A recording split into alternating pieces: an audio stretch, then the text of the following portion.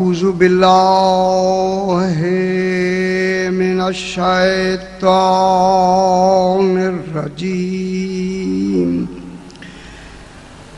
بسم اللہ الرحمن الرحیم الحمد للہ رب العالمین الصلاة والسلام علی اشرف الانبیاء والمرسلین خیر المبشرین والمنذرین سیدنا و طبیب نفوسنا و شفیع ذنوبنا ابی القاسم محمد وآلہ الطیبین الطاہرین المعصومین صلوات اللہ علیہم اجمعین اما بعد بسم اللہ الرحمن الرحیم وجعلنا منہم ائمۃ یہدون بامرنا لما صبروا وکانوا بآیاتنا یوقنون صلوات اللہم صلی محمد پھر بھی ذرا بلند تر صلوات پڑھ دیں جب اللہم صلی علی محمد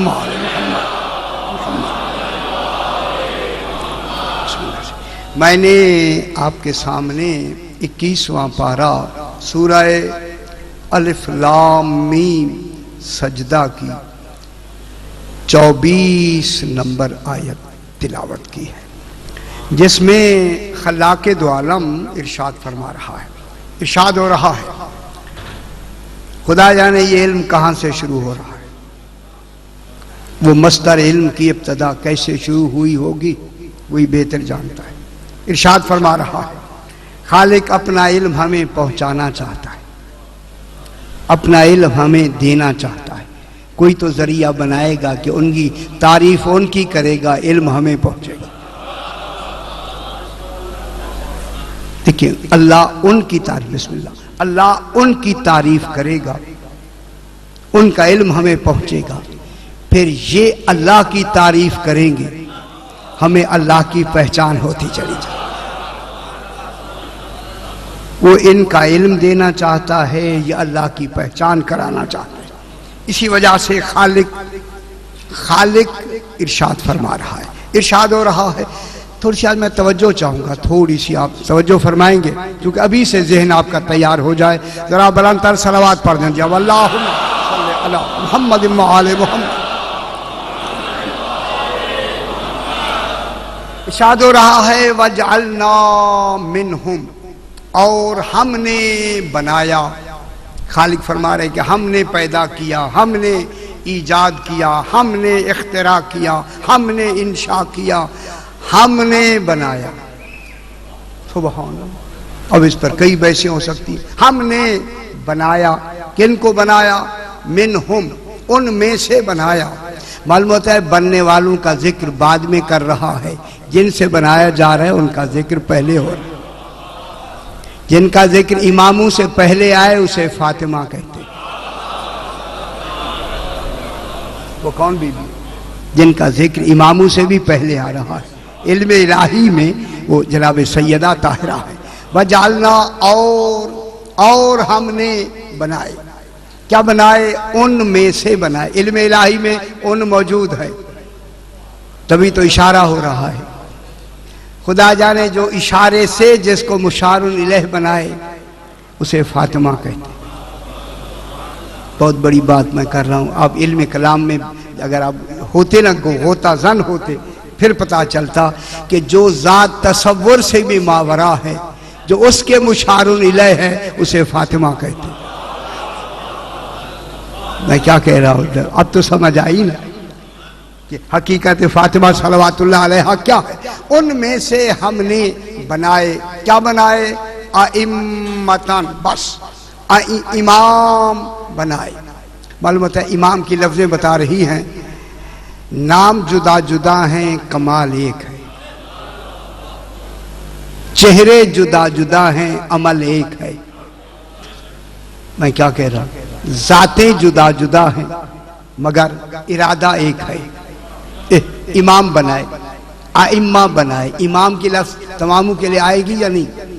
اب 12 امام ہے یا 13 امام ہے، لفظ امام تو تمام کے لیے آئے گی، حالانکہ شخصیت بدلی ہوئی ہوں گی۔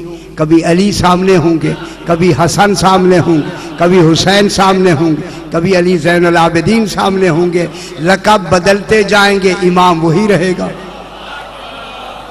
میں کیا کہہ رہا ہوں؟ لقب بدلتے جائیں گے، کوئی مجتبیٰ بنے گا، کوئی سید الشہداء بنے گا، کوئی سید الصابرین بنے گا، کوئی باقر بنے گا، کوئی جعفر بنے گا، کوئی صادق بنے گا، کوئی کاظم بنے گا۔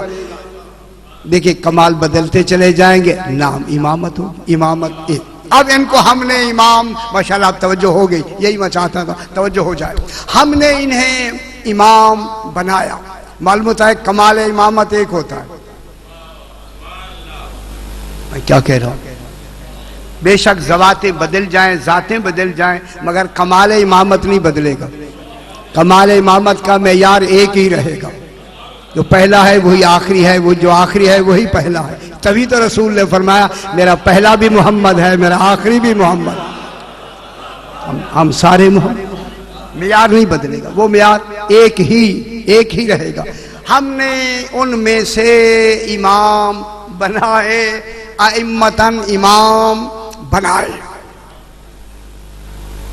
کیا کرتے ہیں؟ یہدونا بامرنا۔ وہ توجہ فرمائے، میں کراچی میں پڑھ رہا ہوں جناب، کراچی میں یہ باتیں سننے کے لائق ہیں جو میں سنانا چاہتا ہوں۔ یہدونا بامرنا، جو ہمارے امر سے ہدایت کرتے ہیں۔ اللہ امر نہیں، توجہ فرمائیں صحیح ابھی سے، اس لیے بسم اللہ اچھا تاکہ پتہ لگے اللہ امر نہیں، اللہ آمر ہے۔ صحیح توجہ فرمائیں، ذہن اب ایسے ہو جائے، بالکل میرے ساتھ ہو جائے۔ یہدونا بامرنا، وہ ہدایت کرتے ہیں اور ہدایت کرتے رہیں گے۔ کس سے؟ ہمارے امر سے۔ امام 12 ہوں گے، امر ایک ہوگا۔ اور نے فرمایا کیا ہوگا؟ امام 12 ہوں گے، امر ایک ہوگا۔ تو اس کا کیا نتیجہ ہے؟ جو جواب پہلے کا ہو وہی آخری کا، جو علم پہلے کا ہوگا وہی آخری کا ہوگا، وہی درمیانے کا ہوگا۔ ان کے علم میں کوئی فرق نہیں ہوگا، ان کے فیصلے میں کوئی فرق نہیں ہوگا، اس لیے کہ ان کے پاس کیا ہے؟ ہمارا امر ہے، امر۔ اب میرے ساتھ ذہن میں لائیں، یہ جو امر ہے، 3 چیزیں ہیں جناب، سمجھانے کے لیے ذرا تھوڑی سی پھیلا کے پھر کنجسٹ کرتے ہیں کہ 3 چیزیں ہیں۔ ایک ہوتا ہے آمر، الف مد آ میم رے، آمر۔ ایک ہوتا ہے امر، ایک ہوتے ہیں مامور۔ مامور ایک ہوتا ہے آمر، ایک ہوتا ہے امر، ایک ہوتا ہے مامور۔ ایک ہوتا ہے حاکم، ایک ہوتا ہے حکم، ایک ہوتا ہے محکوم۔ توجہ فرمائیں، میرے ساتھ ذہن ملائیں، ابھی بات شروع کرتے ہیں۔ اللہ آمر ہے، 14 امر ہیں، ہم مامور ہیں۔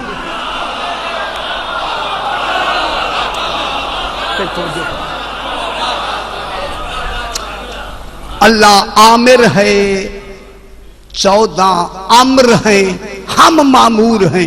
اللہ حاکم ہے، 14 حکم ہیں، ہم محکوم ہیں۔ بس میں یہ جملہ ہو گیا جناب، میں ملاتا ہوں جلدی سے. اللہ عامر ہے، عامر. اللہ بسم اللہ اور سے اللہ عامر ہے، 14 امر ہیں، ہم معمور ہیں. کیوں نہیں دنیا سمجھتی جب امر ہی 14 ہیں؟ سارے جتنے ولی ہیں، کلندر ہیں، غوث ہیں، ان کا تعلق امر سے ہو سکتا ہے، عامر سے نہیں.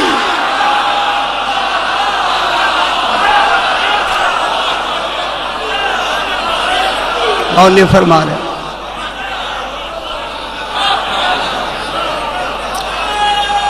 ماشاءاللہ. اگر ڈائریکٹ عامر تک پہنچ سکتے ہوتے تو درمیان میں عامر کیوں بناتا؟ خدا کی قسم ہماری پہنچ امر تک ہے. اب میں جملہ کہہ دوں، وہی تو خوش نصیب ہیں جو امر تک پہنچے ہیں، کروڑوں ہیں جو ابھی امر تک نہیں پہنچے. انہیں عامر ہی نہیں ملا تو پھر عامر کہاں ملے گا؟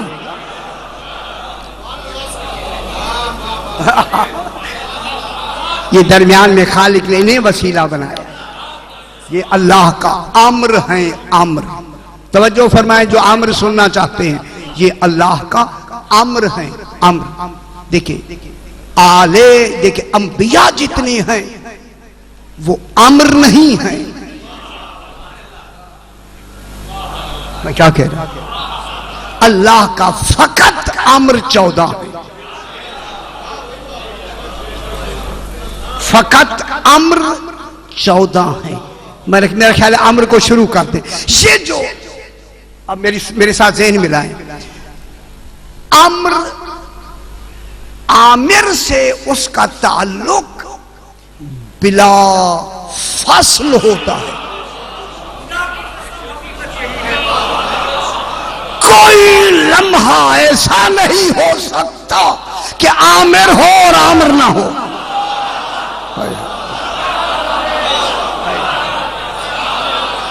یہی سے پتہ لگتا ہے کہ آل محمد کب سے ہیں، جب سے عامر ہے، عامر موجود. اللہم صلی علی محمد و آل محمد. کوئی دنیا کا حساب دان مجھے بتائے امر ہی تو عامر کی پہچان ہے. اگر عامر نہیں ہے تو عامر بھلے رہے، ہمیں کیا ہے عامر ہے یا نہیں ہے؟ عامر ہی تو بتائے گا کہ عامر ہے. پھر ان آل محمد کا ہونا ضروری ہے یا نہیں ہے؟ یہی تو بتائیں گے کہ کوئی ہے، کوئی عامر ہے عامر. اس لیے معمور کا تعلق عامر سے بلا واسطہ نہیں ہوتا. اب میں شاہ جی اتنی بڑی بات کر رہا ہوں، میں چونکہ یہ ہمارا شعبہ ہے، لگتا مجھے ایسے ہے کہ پوری زندگی میں یہ جملہ آپ نے شاید کبھی سنا ہو جو اب میں کہنے لگا ہوں. چونکہ اس امر کا تعلق لفظ ذات سے ہے.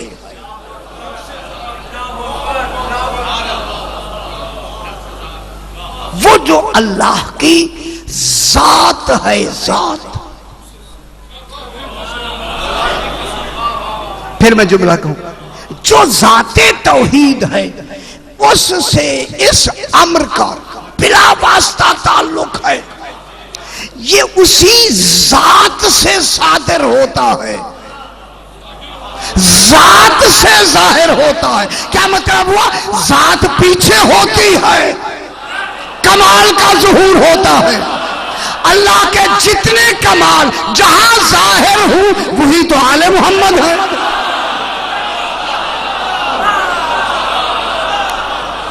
میں کیا کہہ رہا ہوں؟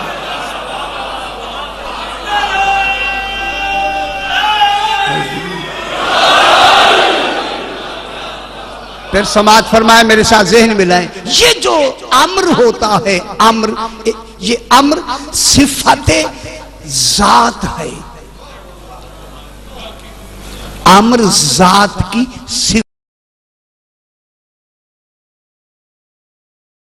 صفت ہے۔ خدا کرے یہ ٹیپ بھی ہو رہا ہے اور آپ پلے باندھ لیں۔ اسی وجہ سے یہ جو امر ہے نا آل محمد کا، یہ اللہ کی نفس نفس رحمت سے اس کا تعلق ہے، اس کا رحمان سے تعلق نہیں ہے۔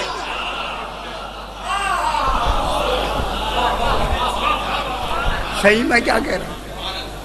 یہ جو امر ہے اس کا ذات رحمت سے تعلق ہے، جو مصدر ہے، مصدر رحمان سے تعلق نہیں۔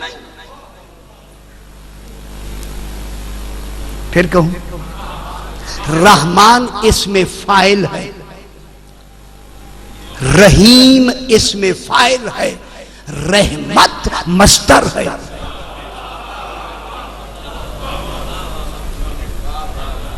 رحمت کیا ہے؟ مصدر ہے، مصدر۔ اور رحمان کیا ہے؟ اس میں فاعل ہے، فاعل، اس میں فاعل ہے۔ اچھا، یہی سے بات کو پھر میں اسی دوسرا پہلو لے لیتے تاکہ یہ رہ نہ جائے۔ دوسرا پہلو، اس امر کا نام مشیت ہے۔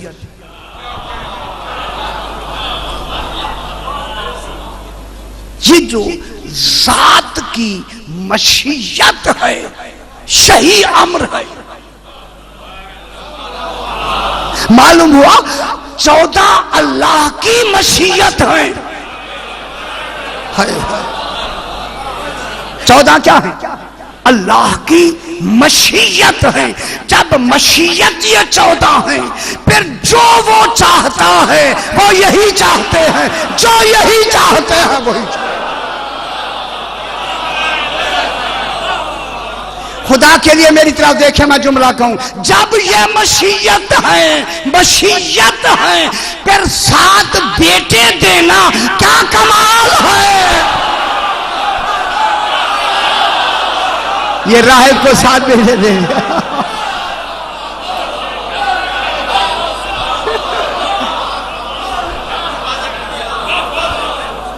راہب کو کتنے بیٹے دیے؟ یار یہ مشیت ہے، یہی چاہتے ہیں، جو یہ چاہتے ہیں وہی اللہ چاہتا ہے۔ یہ مشیت ہے یار۔ حیرانگی کی کیا بات ہے؟ 7 بیٹے دے دیے۔ اگر 7 میں بس نہ کرتا، فرمایا آدم کی اولاد ایک طرف ہوتی، راہب تیری اولاد۔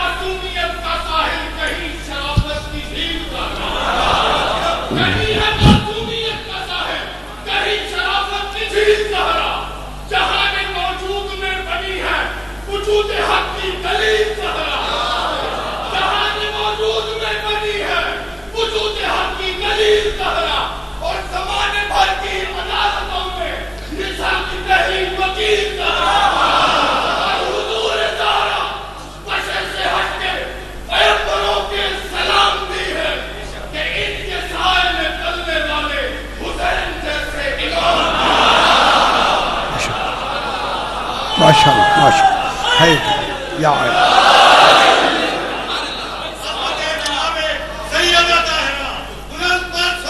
اللہم صلی علی محمد و آل محمد۔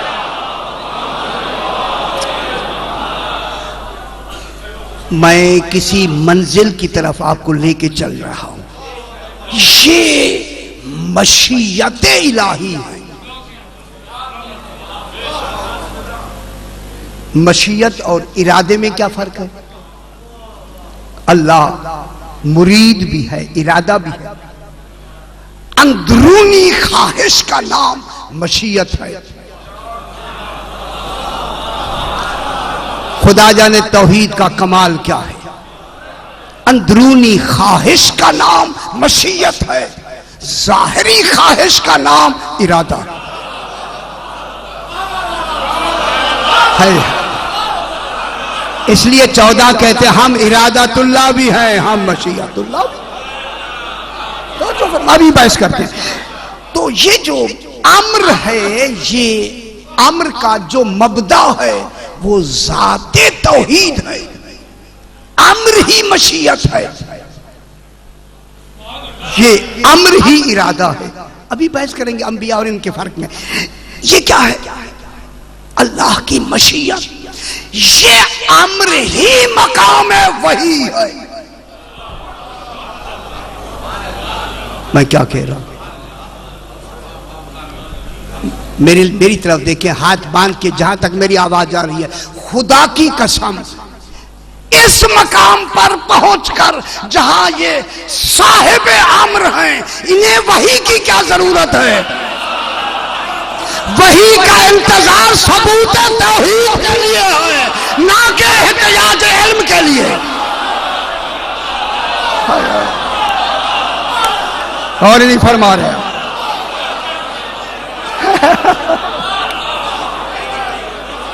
جب یہ مقام امر ہیں تو ان کو وحی کی کیا ضرورت ہے؟ ڈائریکٹ تعلق ہے. تو پھر وحی کا انتظار کرنا ثبوت توحید کے لیے ہے. کوئی ہے جس نے ہمیں یہ کمال دیا ہے، ان کے لیے احتجاج کا تصور نہیں. لیکن اللہ نے اپنے اللہ ہونے کو بھی تو بچانا ہے. حفاظت توحید سب سے زیادہ کس کے لیے ضروری ہے؟ خود اللہ کے لیے. اور پھر سمجھانا ہمیں چاہتا ہے جو اللہ لوگ ہیں، ہم جو ہم اپنے آپ کو بھی نہیں سمجھتے، اللہ کو کیا سمجھے. جب ہماری جہالت کی حد ہو گئی کہ ہم اپنے کو نہیں سمجھتے تو پھر اپنے خالق کو کیسے سمجھیں؟ تو پھر خالق نے کوئی تو ذریعہ بنانا ہے کہ سمجھ کے ایسے ہو جائے کہ رسول کو بھی کہنا پڑے السلمان منا اہل البیت. سمجھدار بھی ہو جانے چاہیے. اب خالق انہی کے بارے میں ایک جملہ کہتا ہے. خدا کے لیے بڑی محنت سے میں یہ بات آپ تک پہنچانا چاہتا ہوں. اب خدا سورہ انبیاء میں 17ویں پارے میں 73 نمبر آیت میں ارشاد فرما رہا ہے وَجَعَلْنَاهُمْ أَئِمَّةً یہدونا بِأَمْرِنَا. یہ آیت اسی طرح پھر دہرائی سورہ انبیاء میں 17ویں پارے میں 73 نمبر آیت. دیکھیں جا کے کہ ہم نے ان کو امام بنایا، ان کو ہم نے امام بنایا. جعلناہم، اب منہم قوم کوئی نہیں، جعلناہم ان کو ہم نے امام بنایا. یہدونا بِأَمْرِنَا، یہ ہمارے امر سے ہدایت کرتے ہیں. توجہ فرمائیں جو آگے آیت ہے وَأَوْحَيْنَا إِلَيْهِمْ. سبحان اللہ. خدا گویا کہ خالق نے اپنی توحید لٹا دی ہے ان کو. ہائے ہائے، اپنا علم توحید ایسے دے دیا ہے، بس ذات کو بچایا ہے، سب کچھ دے دیا ان کو دے دیا. میں یہ دیکھ رہا ہوں خدا کی قسم یہی ہے کہ وہ کریم ہے. ان کو علم دینا ہی تو اس کے کریم ہونے کی دلیل ہے. یہ چند پیسے دے دینا یہ سخاوت نہیں ہے. رقم دے دینا سخاوت نہیں، اصل سخاوت تو علم ہے.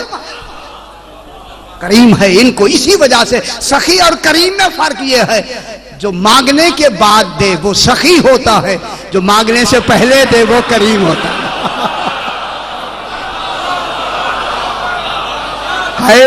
کریم ہے صحیح.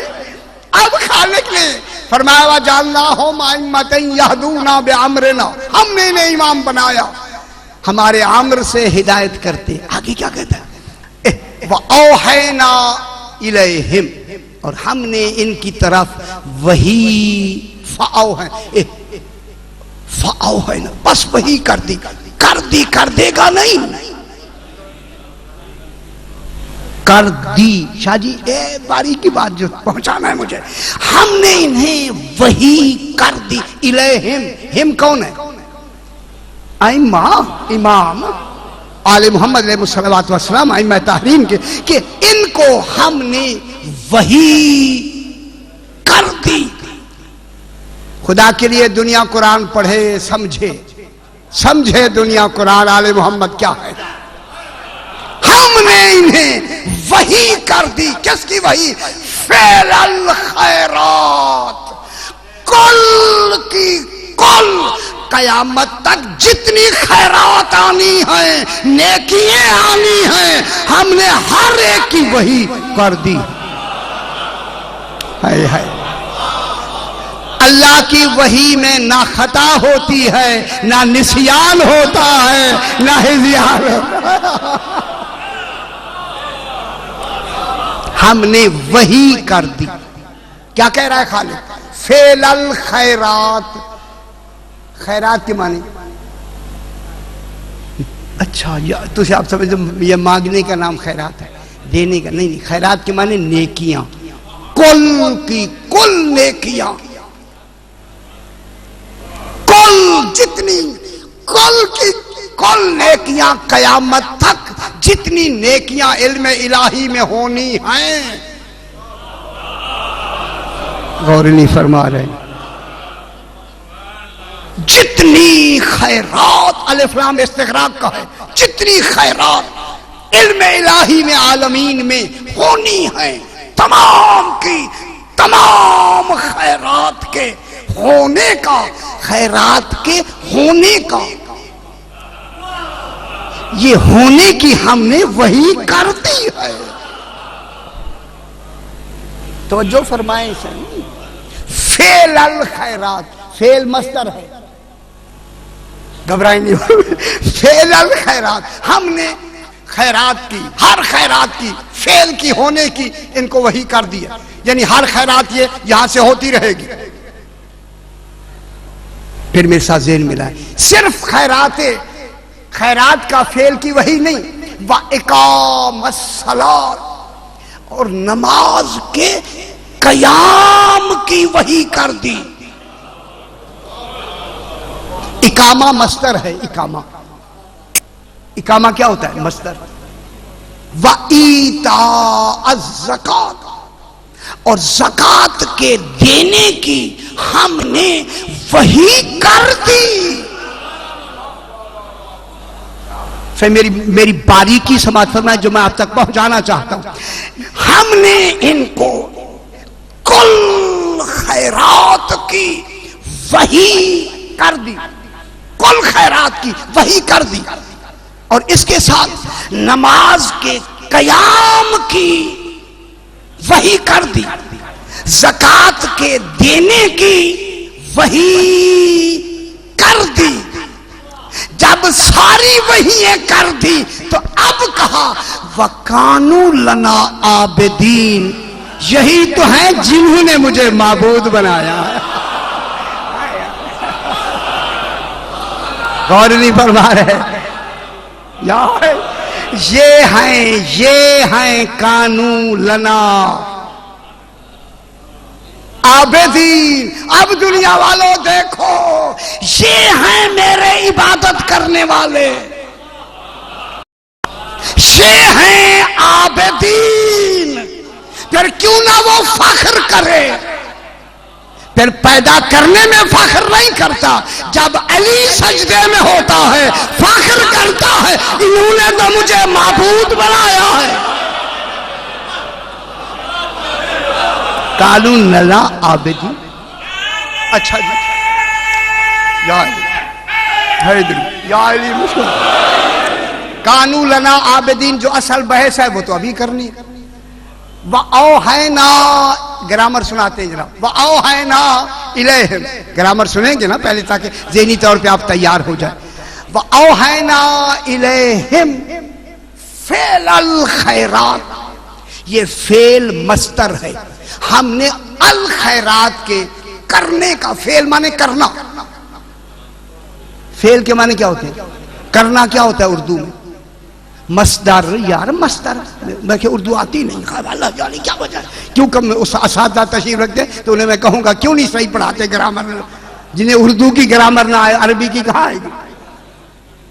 بیٹھے ہوئے حاجی فعل الخیرات، الخیرات کا کرنا ہم نے، کل خیرات کا کرنا ہم نے ان کو وہی کر دیا، نماز کا قائم کرنا وہی کر دیا، زکوٰۃ کا عطا کرنا وہی کر دیا۔ یہ نہیں کہا اللہ نے کہ ہم نے ان کو وحی کی، اوحینا الیہم ان افعلوا الخیرات، ہم نے یہ وحی نہیں کی کہ تم خیر کرو،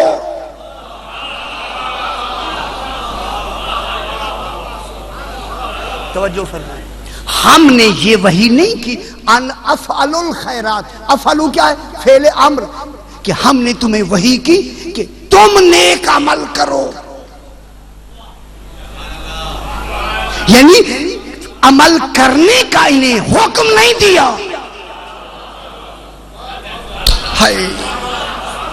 معلوم ہوا ان پہ نماز واجب نہیں ہے۔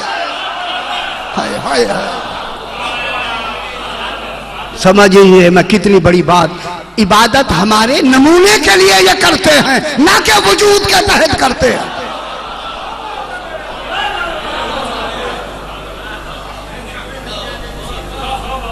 گھبراتے ہیں، گھبرا لیں ذرا، گھبرا لیں، پھر میں شروع کرتا ہوں۔ یہ نہیں کہا اللہ نے ان افعلوا الخیرات کہ تم نماز یا خیرات کا کام کرو، کرو نہیں کہا۔ کرو کی جو لفظ حکم آتا ہے نا، حکم میں ایک شے مضمر ہوتی ہے کہ وہ حکم میں ایک بات ممکن ہوتی ہے کہ جسے حکم دیا ہے شاید وہ انجام دے یا نہ دے۔ معلوم ہوتا ہے امر میں نافرمانی کا پہلو موجود ہوتا ہے۔ اللہ نے یہاں فعل امر نہیں لگایا، مصدر لگایا ہے۔ مصدر وہاں لگا جاتا ہے جہاں امکان ہی نہ ہو۔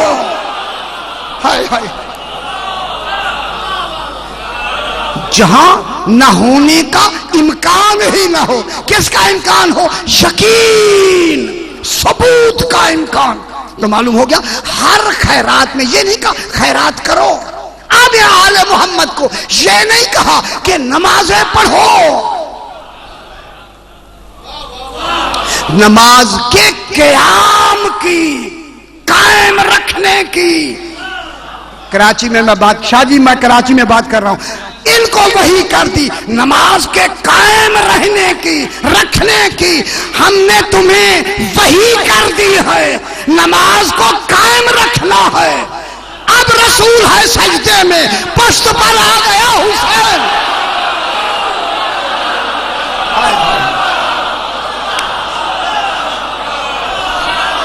غور نہیں فرما رہے آپ۔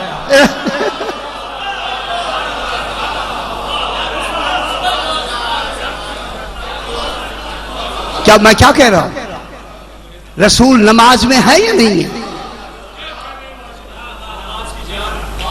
نماز میں ہے یا نہیں ہے؟ اہم رکن سجدہ میں ہے یا نہیں ہے؟ اگر نماز کے علاوہ ہوتے اور امام حسین نانے کی پشت پہ بیٹھتے تو لوگ کہتے بیٹے کی محبت کی وجہ سے ایسے کیا ہے۔ غور نہیں فرما رہے۔ اس لیے اللہ نے عین دوران نماز امام حسین کو کہا پشت پہ بیٹھ جاؤ۔ معلوم ہوا حسین بھی نماز قائم کرتا ہے، رسول نے بھی نماز قائم کرنی ہے، یعنی پہلے سے وہی ہو گئی۔ جب تک حسین نہ اترے نماز جاری رکھنا۔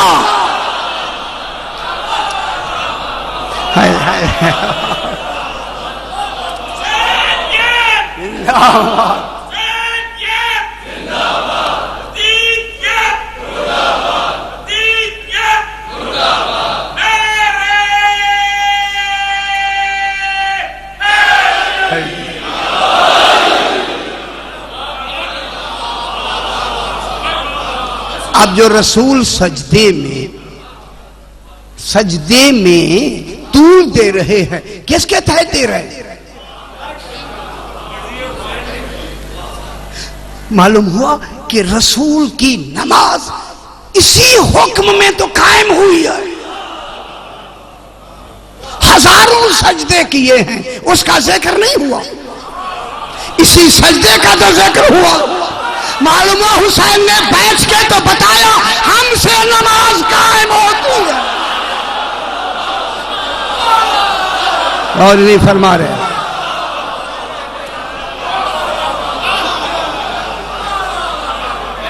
نماز قائم ہوئی یا نہیں ہوئی؟ خدا جانے اور نمازوں کا ذکر ہو یا نہ ہو، اس سجدے کا ذکر موجود ہے۔ تو پھر امام حسین جو پشت پہ بیٹھے ہیں، یہ بیٹھنا وہی ہو چکا ہے۔ حسین اپنی طرف سے نہیں بیٹھے، حکم الہی ہو چکا ہے۔ حسین اترتے کیوں نہیں؟ یہی تو حکم تھا، اترنا نہیں۔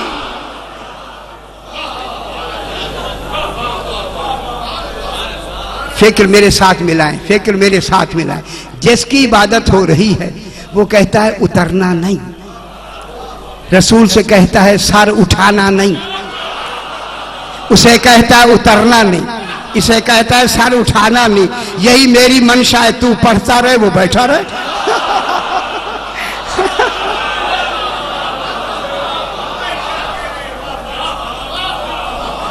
حسین بیٹھا رہے، جی حسین بیٹھا رہے۔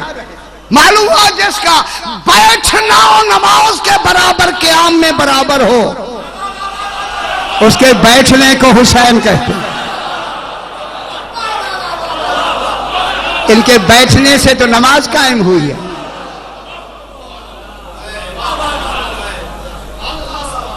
جس کا ظاہری جسم سے بیٹھنا، اس میں یار کہو، اگر ان کی محبت دل میں بیٹھ جائے پھر کیا یار ہوگا۔ اب حسین علیہ السلام نانے کی پشت پہ بیٹھے، کس کی بنا پہ بیٹھے؟ اقامت صلاۃ کی وحی ہو چکی ہے۔ اب یہاں جو کہتے ہیں اللہ سے پوچھا گیا یا اللہ کی وحی آئی، دوبارہ وحی کیوں آئے؟ نہ فرمائے وحی تو ہو چکی، نماز کے قائم رکھنے کی یا کرنے کی وحی تو ہو چکی، پھر دوبارہ وحی کیوں آئے؟ اگر آج جبریل آ کے کہے تو پھر جبریل کے کہنے پہ بات ہوئی نا۔ جبریل معیار عبادت رسول سمجھتا ہی نہیں ہے۔ میں کیا کہوں، جبریل کیا جانے معیار معصوم کی عبادت کا کیا ہوتا ہے۔ یہ حسین ہی علیہ السلام ہے جو نانے کی پشت پہ بیٹھے، کس کے کہنے پہ بیٹھے؟ یہ بیٹھنے کی وحی ہو چکی ہے۔ پھر میں اگر جملہ کہہ دوں تو میرا خیال بار خاطر نہیں ہونا چاہیے۔ جب نماز قائم ہی ان کے عمل سے ہوئی ہے، پھر طریقہ نماز ان کا صحیح ہے اور ان کا صحیح نہیں ہے۔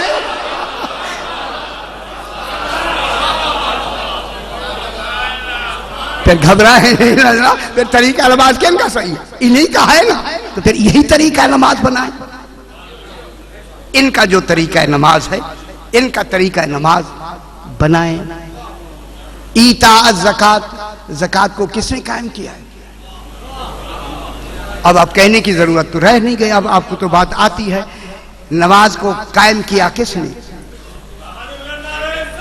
اللہم صلی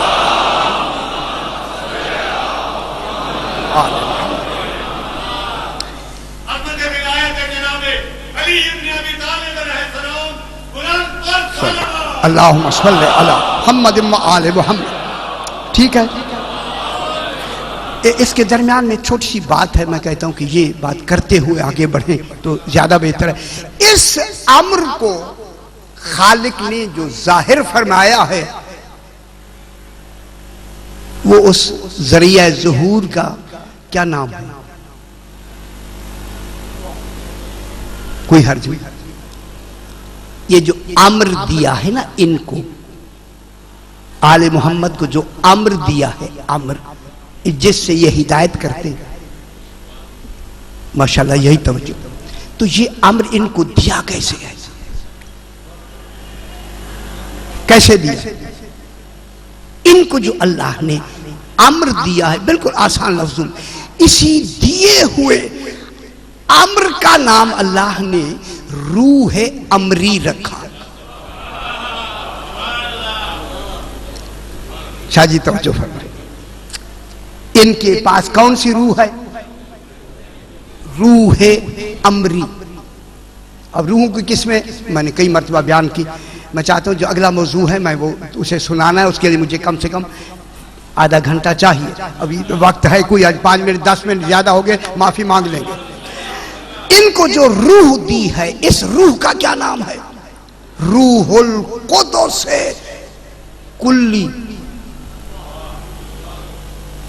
شاہ جی توجہ فرمائیں، ان کو جو روح ملی ہے اس روح کا نام روح امری، اس روح کا نام شاہ جی روح ختمی، اسی روح کا نام روح مسدد، اسی روح کا نام روح مؤید۔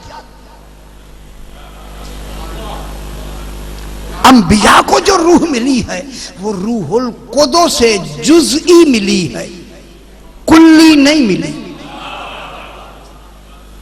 انہیں روح القدس سے جزئی ملی ہے، روح امری نہیں ملی۔ میری بات سمجھ آ رہی ہے سرکار؟ ان 14 کو جو روح ملی ہے وہ روح القدس سے کلی، روح امری۔ یہ جو امر ہے اس کا، وہ جو اس روح امری کا تعلق روح القدس سے کلی کا تھا۔ نہیں ایسے نہیں، توجہ فرمائیں، میں اس لیے دیکھ رہا ہوں ایک ایک کے چہرے پر، یہی بات سمجھ آ گئی تو میں کامیاب ہوں سمجھانے میں کہ یہ جو روح امری ان 14 کو ملی ہے، یہ اس روح کا تعلق نفس ذات رحمت سے ہے۔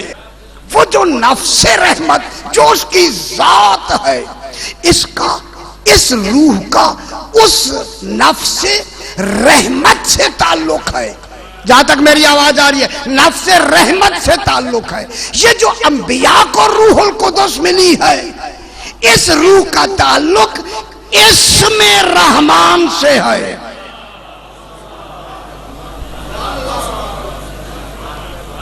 میں کیا کہہ رہا ہوں؟ یہ جو انبیاء کو روحیں ملی ہیں، ان کی روحوں کا تعلق نفس ذات رحمت سے نہیں ہے، صرف ان 14 کی روح کا تعلق کس سے؟ اس نفس رحمت سے، وہ جو ذات رحمت ہے اس سے ان کا تعلق ہے۔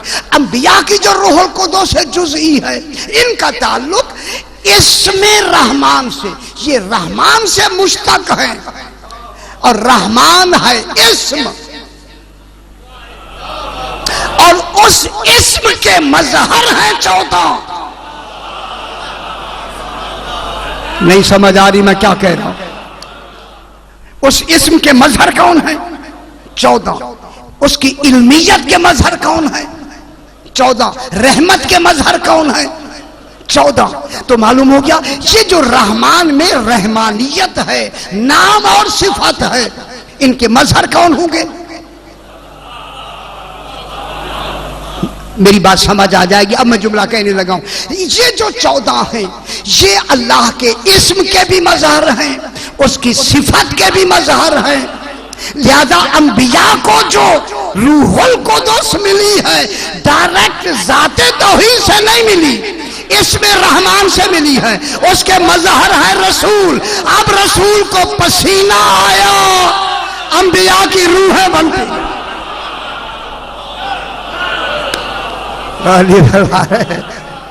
انبیاء کی روحیں کہاں سے بنی ہیں؟ پسینہ کسے آیا ہے؟ اتنی بڑی بات پوری کتاب میں نے دہرا دیا، آپ نے کہا چلو جی کوئی حرج نہیں۔ تو پھر پسینے سے کون بنے ہیں؟ انبیاء، روح ارواح انبیاء کیسے بنی ہے؟ ان کے پسینے سے۔ تو پھر پسینے سے جب بنے ہیں تو پھر رحمان سے بنے ہیں نا، رحمت سے تو نہیں بنے۔ تو معلوم ہو گیا جب بھی رحمت تقسیم ہوگی انبیاء کو بھی ضرورت ہو تو ان کے دروازے پہ آنا ضروری ہے۔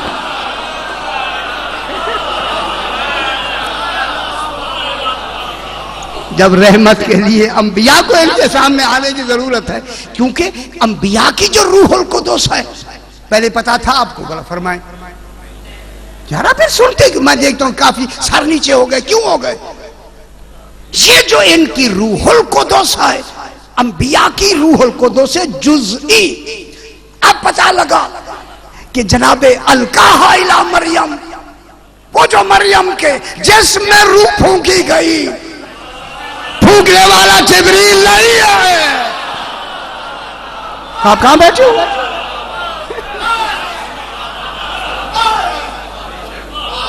دیر سے سمجھ آتی ہے، میں کیا کروں؟ اب یہ اس میں رحمان کے مظہر کون ہے؟ یہ رحیم کے مظہر کون ہے؟ یہ اسم کون بیان کریں؟ یہ بحث آگے کریں گے۔ تو پھر یہ کن کے پسینے سے بنیں گے؟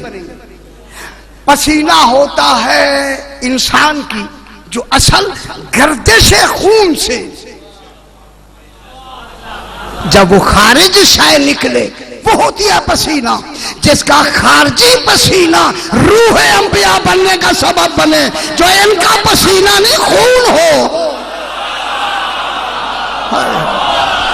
ان کی حقیقتوں کو نبی نہیں سمجھیں گے، نبی نہیں پا سکتے حسین کیا ہے۔ میں کیا کہتا ہوں؟ اب خالق نے ان کو توجہ، یا علی میرا خیال شاید آج بحث نہ ہو، پڑھتے ہیں۔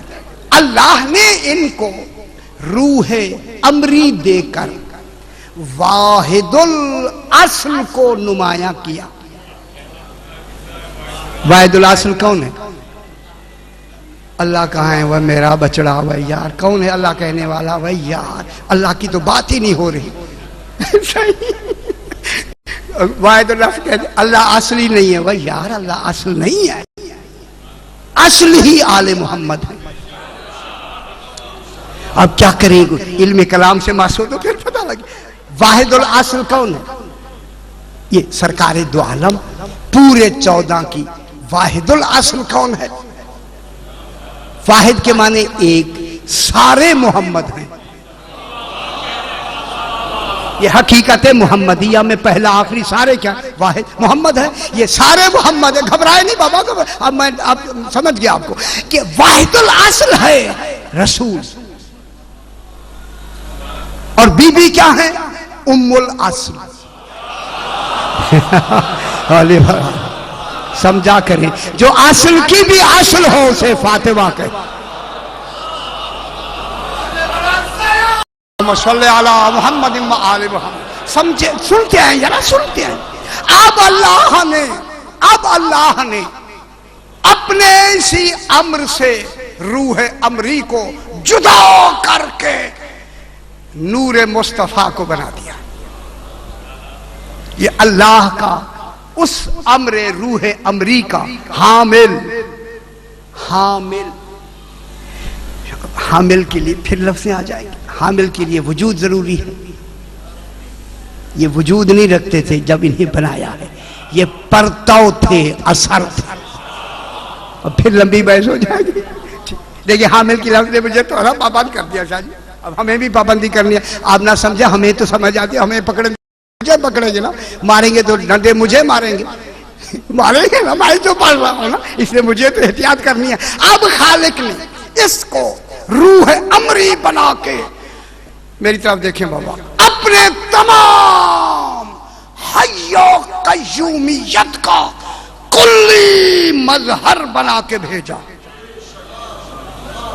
یہ بتائے گا کہ میں حی بھی ہوں، میں قیوم بھی ہوں۔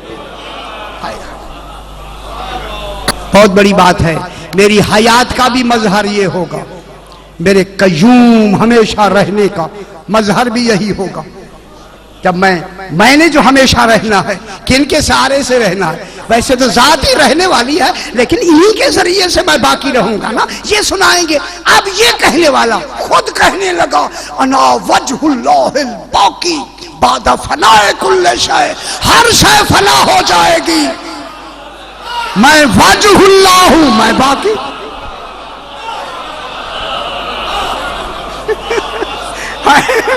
کیا کہنے لگا رسول؟ انا وجہ اللہ الباقی۔ کوئی تو سننے والے ہوں گے جن کے سامنے کہا ہے بھائی یار، کہا ہے یا نہیں کہا؟ انا وجہ اللہ ہے، رسول فرماتے ہیں میں اللہ نہیں، میں اللہ کا وجہ ہوں۔ چہرے سے چونکہ پہچان ہوتی ہے، ہم چہرہ ہی کہتے ہیں، وجہ کی کئی صورتیں ہیں، پہچان چہرے سے ہوتی ہے۔ اگر تم نے اللہ نہیں دیکھا، دیکھو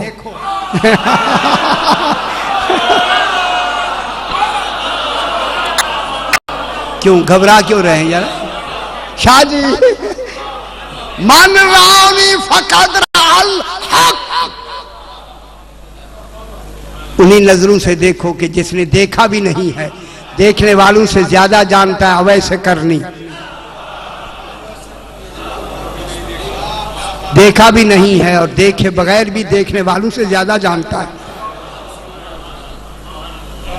انا وجہ اللہ الباقی، میں کچھ عجیب اس وقت ایک چیز دیکھ رہا ہوں، انا وجہ اللہ الباقی بعد فناء کل شے، ہر شے فنا ہو جائے گی، میں وجہ اللہ ہوں، بقا ہے۔ اب خالق نے کہا ہے، بات تو میرا رسول ٹھیک کہہ رہا ہے، یہ باقی تو میں باقی، اگر یہ چلا گیا تو میری مظہریت حیوں قیوم کہا جائے گی۔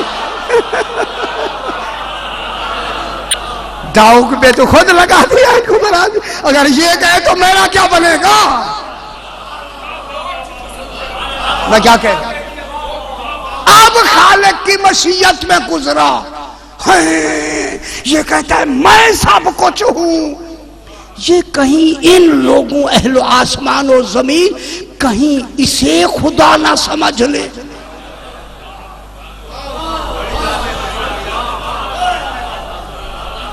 میں کیا کہہ رہا ہوں؟ کئی لوگ انہیں خدا واحد نہ سمجھ لیں، لوگ کہیں یہ خدا ہے، پھر کیا کرے گا اللہ؟ فرمائے کیا کرے گا؟ اب اللہ نے مشیت میں گزرا، چونکہ میں نے لا شریک ہونا منوانا ہے، لہذا اسی روح امری سے 12 وجود بنا کے ان کو ہر کام میں ایک دوسرے کا شریک بنا کے کہا میرا لا شریک ہونا۔ غور نہیں فرما رہے حیدری،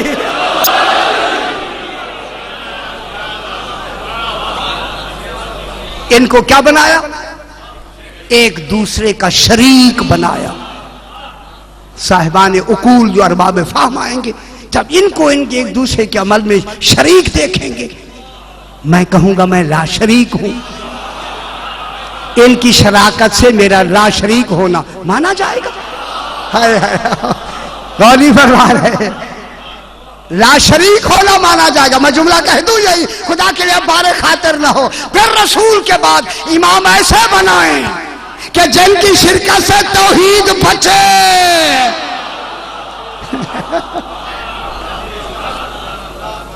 ان دوسرے کو کیا کیا؟ ایک دوسرے کا شریک بنایا، تاکہ یہ کام میں ایک دوسرے کے شریک ہوں گے۔ ٹھیک ہے نا؟ ایک دوسرے کے کام میں شریک، کچھ آنکھیں بھی بند ہیں، میرے خیال ہے اپنے خیالوں میں ہیں، آنکھیں کھولتے ہیں تو اچھی بات ہے۔ اب جناب، اب اللہ نے دیکھا ہے یہ ایک دوسرے کے شریک ہیں، میرا لا شریک ہونے کا ایک پہلو تو آ گیا سامنے، لیکن پھر خیال آیا، پھر پریشانی ہوئی۔ اب کیا کریں؟ پریشانی کی لفظ کہوں، جہاں توحید کو بچانے میں پریشانی ہو اس سبب کو آل محمد کہتے ہیں۔ جو اللہ کی پریشانیاں دور کریں وہ آل محمد ہیں۔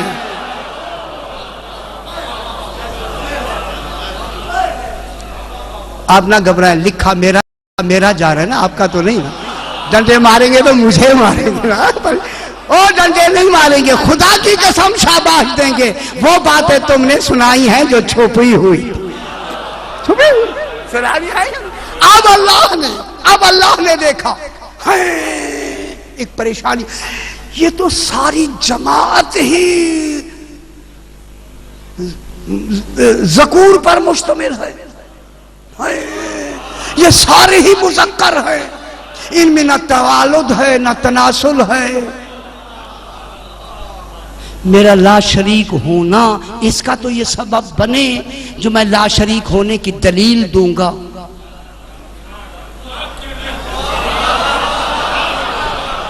یہ کراچی کا مجمع ہے یار. میں جو لا شریک ہونے کا ثبوت دوں گا کہ میں لا شریک ہوں، اس کی دلیل جو میں دوں گا، اپنی احدیت کی جو میں دلیل دوں گا، وہ تو یہ سارے کہیں گے ہو سکتا ہے یہ ساری جماعت ہی خدا ہو، کیونکہ سارے مذکر ہے، نہ توالد ہے، نہ ان میں تولید ہے، نہ آگے کوئی بچہ ہو رہا ہے، یہ تو سارے مذکر ہیں. اللہ نے اپنی مشیت کے تحت اسی روح امری سے سیدہ کو پیدا کیا.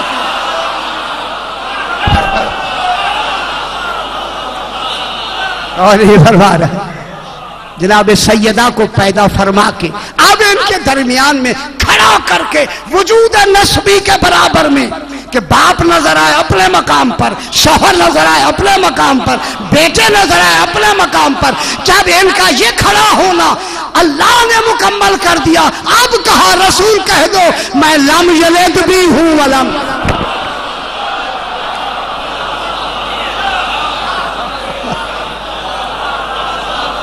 غور نہیں فرما رہے. اللہم صلی علی محمد وعلی محمد. اب میرا حبیب کہہ دو قل هو اللہ احد اللہ الصمد. یہ کمالات ہیں. لم یلد ولم یولد، یہ دلیل ہے. لم یلد ولم یولد کس سے ثابت ہوا؟ اماموں سے ثابت نہیں ہوا، عصمت سے ثابت ہوا. اماموں سے نہیں ثابت ہوا، کس سے ثابت ہوا؟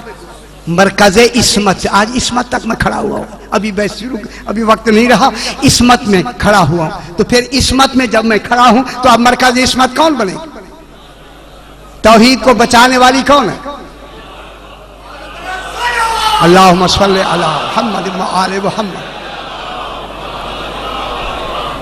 شاہ جی پھر وقت خبر نہیں موضوع کدھر نکل جائے میں کہہ نہیں سکتا ہوتا، لیکن اتنا ضرور کہوں گا جب توحید کو محفوظ رکھنے والی ذات کا نام فاطمہ ہے، پھر جو اس امر میں جو امر قرب ہے، میں درمیان سے بات نکال رہا ہوں. امر کیا ہے؟ اللہ کے بلا واسطہ قرب کا نام ہے. گھبرائیں کوئی گھبرا لے، پہلے گھبرا لے پھر شروع کرتے ہیں. اللہ کے قرب کا نام امر ہے. اس قرب کا جو قرب ترین قرب ہے اسے قربا کہتے ہیں. قربا کو فاطمہ کہتے ہیں. اس قربا کو کیا کہتے ہیں؟ فاطمہ کہتے ہیں.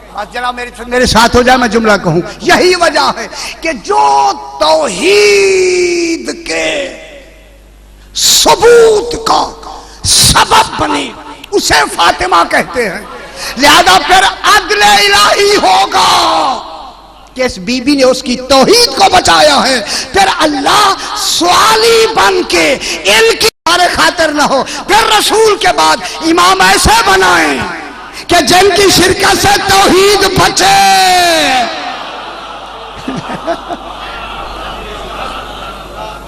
ان دوسرے کو کیا کیا؟ ایک دوسرے کا شریک بنایا تاکہ یہ کام میں ایک دوسرے کے شریک ہوں گے. ٹھیک ہے نا؟ ایک دوسرے کے کام میں شریک. کچھ آنکھیں بھی بند ہیں، میرے خیال اپنے خیالوں میں ہیں، آنکھیں کھولتے ہیں تو اچھی بات ہے. اب جناب اب اللہ نے دیکھا ہیں یہ ایک دوسرے کے شریک ہیں. میرا لا شریک ہونے کا ایک پہلو تو آ گیا سامنے، لیکن پھر خیال آیا، پھر پریشانی ہوئی. اب کیا کریں؟ پریشانی کی لفظ کہوں، جہاں توحید کو بچانے میں پریشانی ہو اس سبب کو آل محمد کہتے ہیں. جو اللہ کی پریشانیاں دور کریں وہ آل محمد ہیں.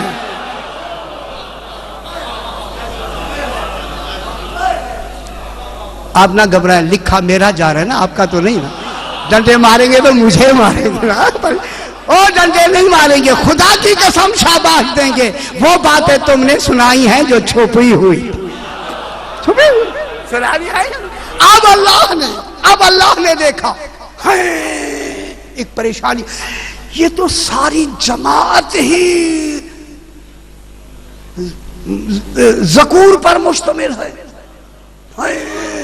یہ سارے ہی مذکر ہے، ان میں نہ توالد ہے نہ تناسل ہے۔ میرا لا شریک ہونا اس کا تو یہ سبب بنے جو میں لا شریک ہونے کی دلیل دوں گا۔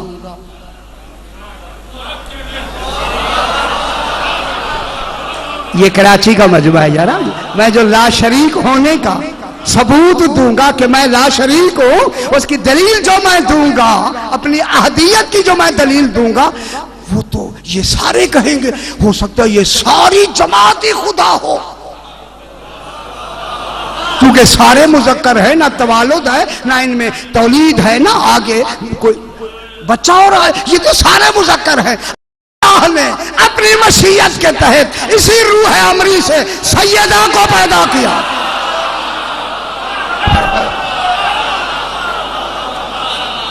اور یہ فرما رہا ہے جناب سیدہ کو پیدا فرما کے اب ان کے درمیان میں کھڑا کر کے وجود نسبی کے برابر میں کہ باپ نظر آئے اپنے مقام پر، شوہر نظر آئے اپنے مقام پر، بیٹے نظر آئے اپنے مقام پر، جب ان کا یہ کھڑا ہونا اللہ نے مکمل کر دیا، اب کہا رسول کہہ دو میں لم یلد بھی ہوں ولم۔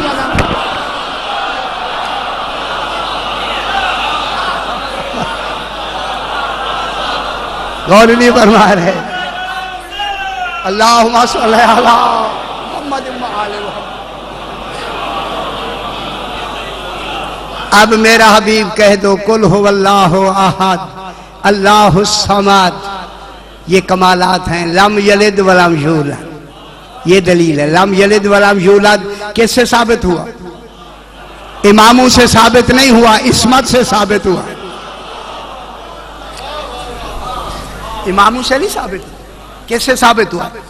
مرکز عصمت سے۔ آج عصمت تک میں کھڑا ہوا ہوں، ابھی بحث شروع، ابھی وقت نہیں رہا، عصمت میں کھڑا ہوا ہوں، تو پھر عصمت میں جب میں کھڑا ہوں تو اب مرکز عصمت کون بنے؟ توحید کو بچانے والی کون ہے؟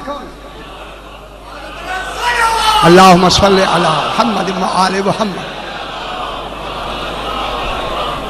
شاہ جی پھر وقت خبر نہیں موضوع کدھر نکل جائے میں کہہ نہیں سکتا ہوتا، لیکن اتنا ضرور کہوں گا، جب توحید کو محفوظ رکھنے والی ذات کا نام فاطمہ ہے، پھر جو اس امر میں جو امر قرب ہے، میں درمیان سے بات نکال رہا ہوں، امر کیا ہے؟ اللہ کے بلا واسطہ قرب کا نام ہے۔ گھبرائیں کوئی گھبرا لے، پہلے گھبرا لے پھر شروع کرتے ہیں۔ اللہ کے قرب کا نام امر ہے، اس قرب کا جو قرب ترین قرب ہے اسے قربا کہتے ہیں، قربا کو فاطمہ کہتے ہیں۔ اس قربا کو کیا کہتے ہیں؟ فاطمہ کہتے ہیں۔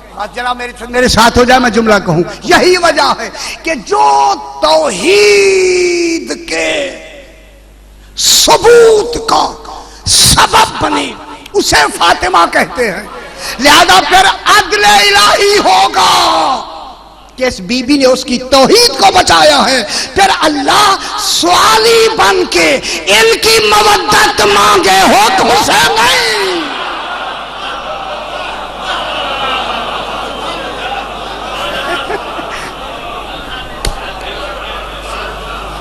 شاہ جی میں کیا کہہ رہا ہوں؟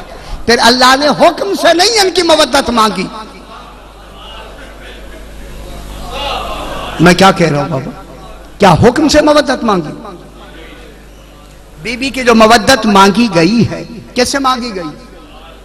اللہ نے سوال کیا ہے، صرف اللہ سوال ہی نہیں، پوری زندگی میں سوال ہی یہی ہے ایک، بس کل حکم ہے ایک سوال ہے، ان تمام حکموں کا ایک سوال ہے۔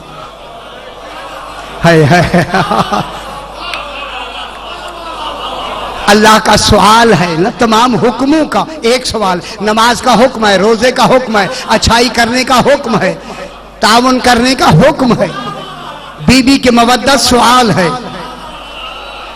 پھر مجھے کہنے دے، پھر مرنے کے بعد پہلا سوال کبھی بھی نماز کا نہیں ہوگا،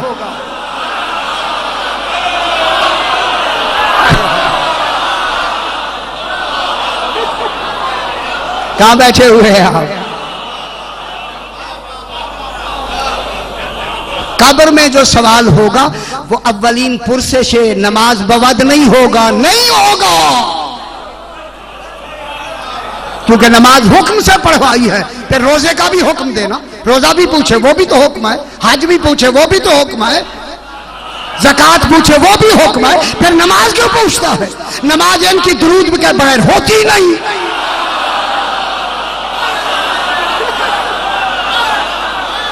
یارا کوئی جملہ کہہ دے آپ نے پکڑ لیا چلو جی، تو اس کو استدلال سے پیش کریں نا، دلیل سے پیش کریں۔ سب سے پہلے جو سوال ہوگا انہی کی مودت کا سوال ہوگا۔ جو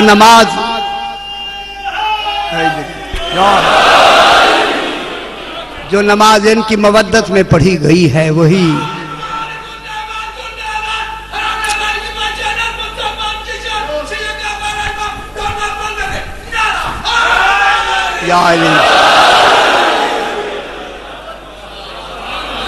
شاہ جی اصل موضوع رہ گیا، اصل جو موضوع ہے وہ رہ گیا، انشاءاللہ کل اسے بیان کریں گے، بس تھوڑی سی۔ تو امر اللہ کے اختیار کا نام ہے، چلو اللہ کے کلی اختیار کا نام امر ہے۔ کلی شاہ جی کلی میں عجیب اس میں دیکھ رہا ہوں، کلی قدرت کا نام امر ہے، قدرت کا نام، کلی اختیار کا نام امر ہے۔ پھر یہ کیا بن گئے؟ اولی الامر۔ ٹھیک ہے شاہ جی اولی الامر ہو گئے۔ امر کس کا ہے؟ اللہ کا۔ یہ جو اللہ کا ذات توحید سے جس کا تعلق ہے وہ امر ان کے پاس ہے، ٹھیک ہے، ان کے پاس ہے۔ اب اس امر کا کمال یہ جو چاہیں ہو سکتا ہے یا نہیں ہو سکتا؟ نہ فرمائیں یار، چپ بیٹھے رہتے آتے، پتہ نہیں میں کیا اردو میں پڑھ رہا ہوں۔ یہ جو چاہیں ہو سکتا ہے یا نہیں؟ نام امر ہے۔ اس قرب کا جو قرب ترین قرب ہے اسے قربا کہتے ہیں، قربا کو فاطمہ کہتے ہیں۔ اس قربا کو کیا کہتے ہیں؟ فاطمہ کہتے ہیں۔ ذرا میرے ساتھ ہو جائے، میں جملہ کہوں۔ یہی وجہ ہے کہ جو توحید کے ثبوت کا سبب بنے اسے فاطمہ کہتے ہیں۔ لہذا پھر عدل الہی ہوگا کہ اس بی بی نے اس کی توحید کو بچایا ہے، پھر اللہ سوالی بن کے ان کی مودت مانگے، حکم سے نہیں۔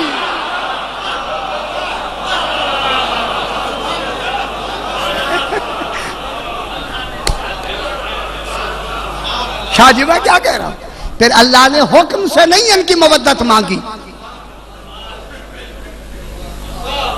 میں کیا کہہ رہا ہوں بابا؟ کیا حکم سے مودت مانگی؟ بی بی کی جو مودت مانگی گئی ہے کس سے مانگی گئی؟ اللہ نے سوال کیا ہے۔ صرف اللہ سوال ہی نہیں، پوری زندگی میں سوال ہی یہی ہے ایک، بس کل حکم ہے ایک سوال ہے، ان تمام حکموں کا ایک سوال ہے۔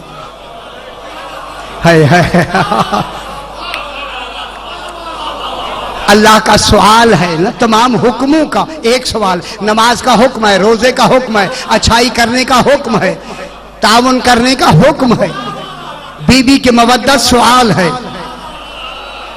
پھر مجھے کہنے دے، پھر مرنے کے بعد پہلا سوال کبھی بھی نماز کا نہیں ہوگا۔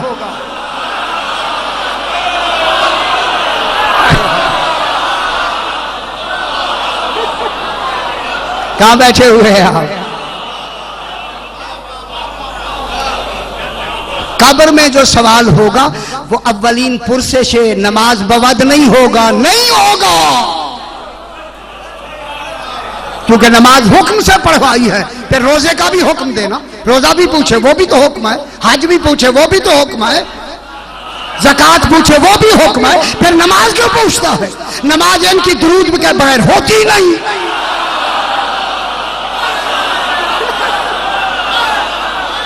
یار کوئی جملہ کہہ دے آپ نے پکڑ لیا چلو جی، تو اس کو استدلال سے پیش کریں نا، دلیل سے پیش کریں. سب سے پہلے جو سوال ہوگا انہی کی مودت کا سوال ہوگا. جو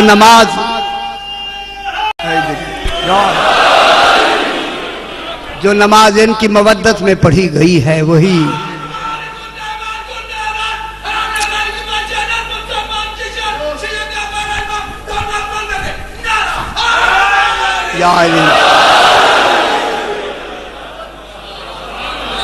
شاہ جی اصل موضوع رہ گیا. اصل جو موضوع ہے وہ رہ گیا، انشاءاللہ کل اسے بیان کریں گے. بس تھوڑی سی تو امر اللہ کے اختیار کا نام ہے. چلو اللہ کے کلی اختیار کا نام امر ہے. کلی شاہ جی کلی میں عجیب اس میں دیکھ رہا ہوں، کلی قدرت کا نام امر ہے. قدرت کا نام، کلی اختیار کا نام امر ہے. پھر یہ کیا بن گئے؟ اولی الامر. ٹھیک ہے شاہ جی، اولی الامر ہو گئے. امر کس کا ہے؟ اللہ کا. یہ جو اللہ کا ذات توحید سے جس کا تعلق ہے وہ امر ان کے پاس ہے. ٹھیک ہے، ان کے پاس ہے. اب اس امر کا کمال یہ جو چاہیں ہو سکتا ہے یا نہیں ہو سکتا؟ نہ فرمائیں یار، چپ بیٹھے رہتے آتے، پتہ نہیں میں کیا اردو میں پڑھ رہا ہوں. یہ جو چاہے ہو سکتا ہے یا نہیں؟ بات ختم ہوگی. اور یہ وہ چاہیں گے جو اللہ چاہے. معاذاللہ ان کی خواہش چاہت اگر ملے متصادم ہو پھر تو کوئی بات کر سکتے. جو یہ چاہتے ہیں وہی چاہتا ہے جو وہ چاہتے ہیں. اس لیے میرے امام سے مولا یہ چاہت کیا ہوتی ہے؟ پوچھا چھٹے امام سے، مولا چاہت کس؟ اچھا ہوا قریب بیٹھنے والوں نے پوچھا، مولا یہ چاہت کیا ہوتی ہے؟ اچھا چاہت کہاں ہوتی ہے؟ پھر ایک بحث ہو گئی.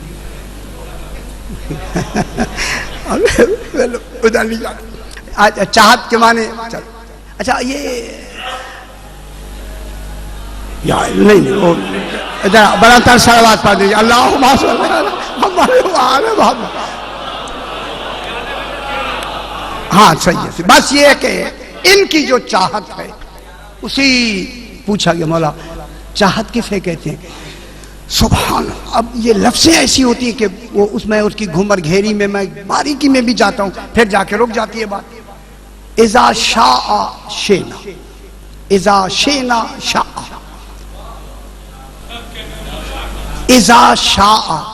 دیکھیں توجہ فرمائیں، اذا شاء اگر توحید کے لیے کہے کہ جب وہ چاہے ہم چاہتے، یہ جب چاہنا یہ کیفیت ہے.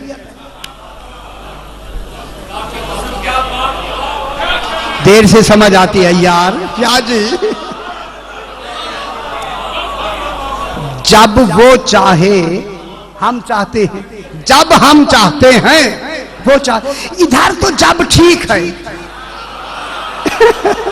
توحید کی طرف جب آئے تو وہاں کیفیتیں ہیں.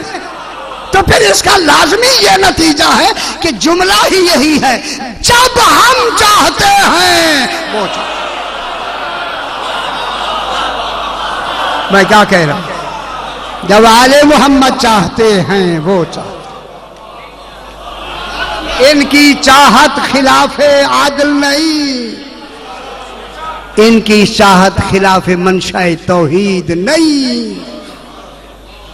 بس اب یہ جس کو دے دے تھوڑی سی 2-3 منٹ کے لیے بات کرتے. سلمان فارسی سے امام حسن عسکری علیہ السلام سے روایت صلی اللہ علیہ وسلم.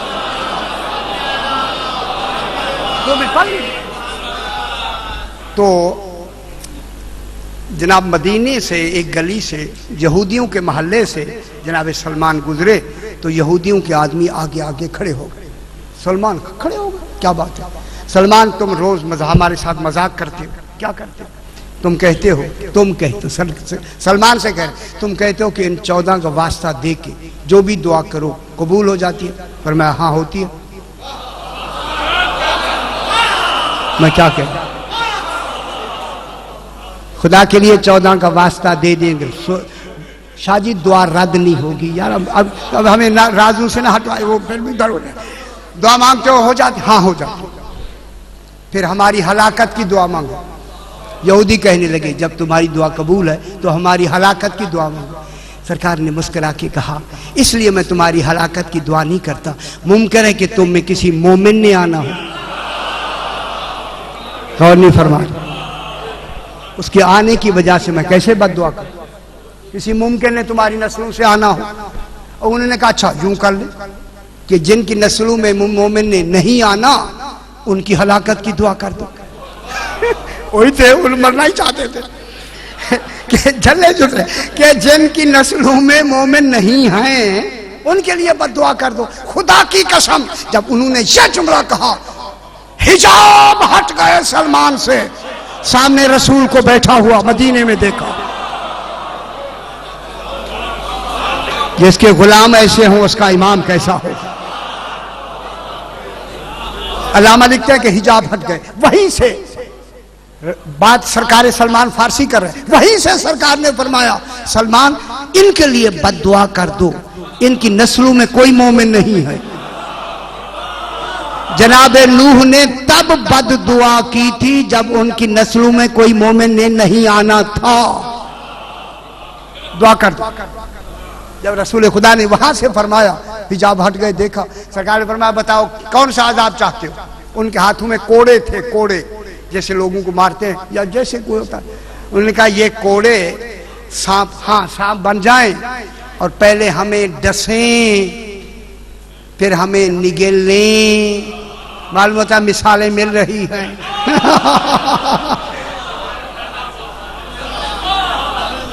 डसें और फिर सरकार ने दुआ मांगी, 2 मुंह सांप, वो कोड़े सांप बन गए। 2 मुंह हैं, एक मुंह से डसा दूसरे से निगल लिया।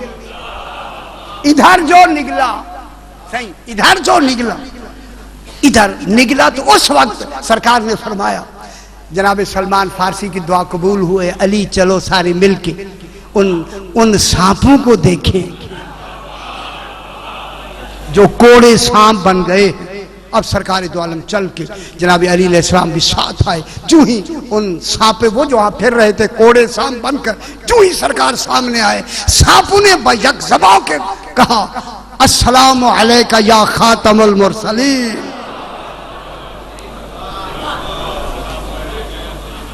या फिर जनाब अली की तरफ देखकर कहा अस्सलामु अलैका या अमीर अल मोमिनीन या सैयद अल वसीयीन।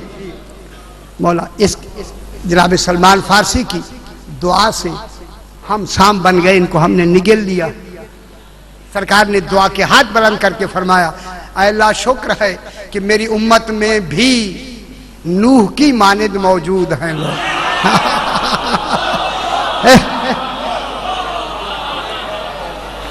कि जनाब नूह ने दुआ मांगी थी कबूल हुई, इधर इन्होंने दुआ मांगी है कबूल हुई।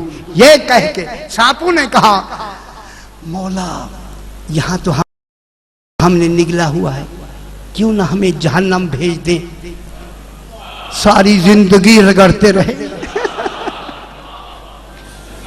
अगर आपके पास किताब है तो किताब में जरूर देखें, चूंकि ये तेरे और तेरे अली के मुखालिफ है, हमें वहां भेज दे। सरकार ने फरमाया तरीका मैं बताता हूं। मौला क्या फरमाया, इन्हें निगल उगिल दो।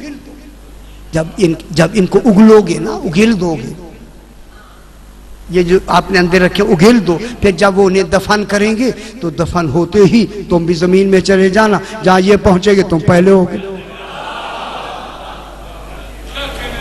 बस ये किनको इख्तियार दिया? उस साहिब इख्तियार ने जिन्हें चाहा अपने इख्तियारात दे दिए। ये जिनके गुलामों को ऐसे इख्तियार मिले, उनके सरदारों को, हाँ वो उधर बात जनाब।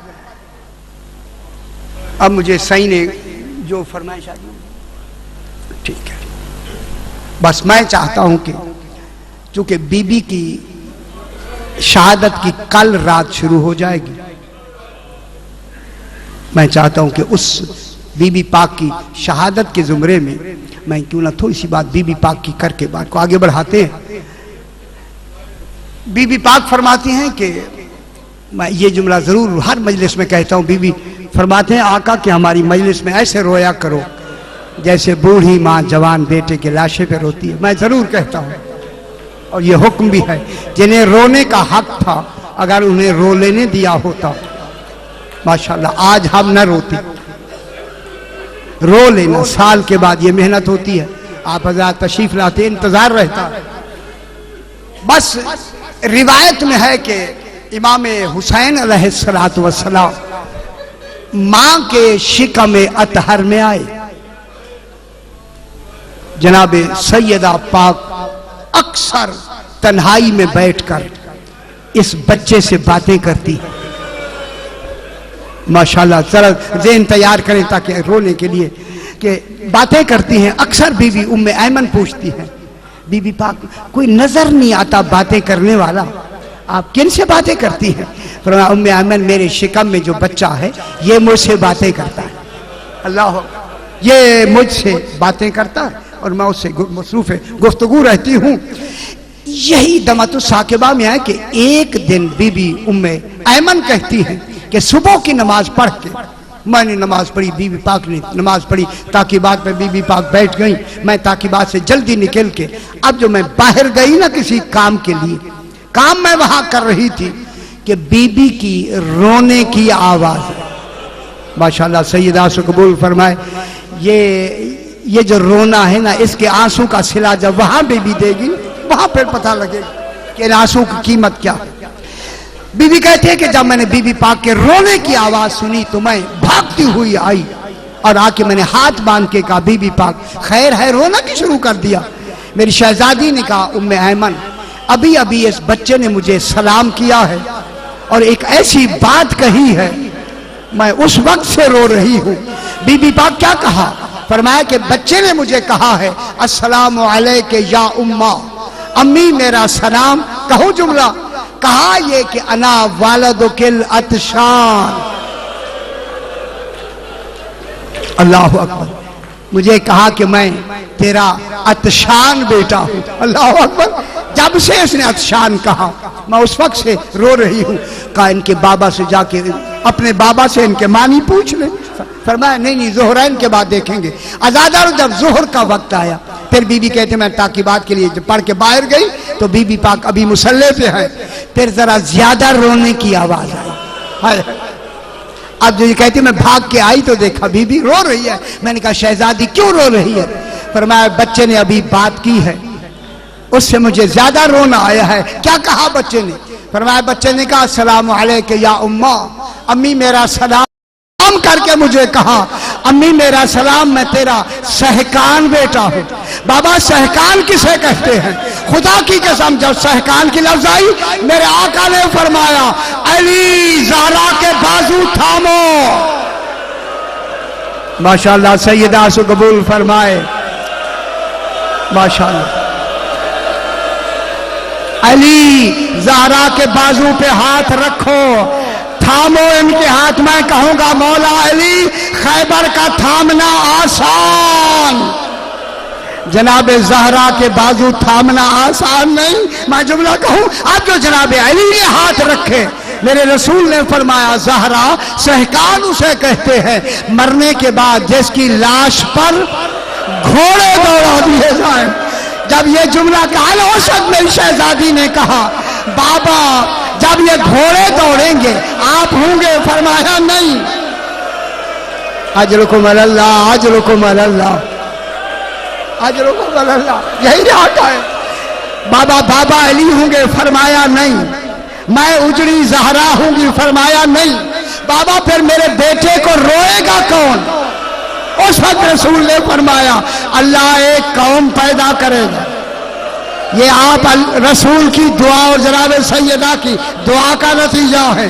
دن بدن یہ انشاءاللہ بڑھتے چلے جائیں گے کہ اللہ ایک قوم پیدا کرے گا جن کے مرد مردوں کو روئیں گے، جن کی عورتیں عورتوں کو روئیں گی، جن کے ضعیف ضعیفوں کو روئیں گے۔ اس وقت میری شہزادی نے کہا بابا تیری نبوت کی قسم زہرا ہو کے میں وعدہ کرتی ہوں پہلے انہیں جنت میں بھیجوں گی،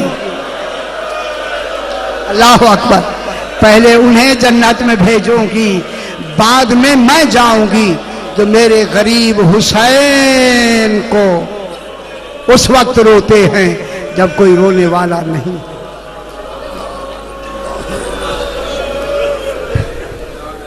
پروردگار جس غرض و غایت کے اہتمام ہوا اپنی بارگاہ میں مدعو و مقبول فرما، جو حضرات جو تمنائیں لے کے حاضر ان میں فیض المرام فرما، اپنے اپنے مرحومین کے لیے، شہداء و مومنین کے لیے، بانیان کے مرحومین کے لیے۔ سورہ فاتحہ۔ بسم اللہ الرحمن الرحیم، الرحمن الرحیم، الصراط المستقیم صراط الذین انعمت علیہم غیر المغضوب علیہم ولا الضالین۔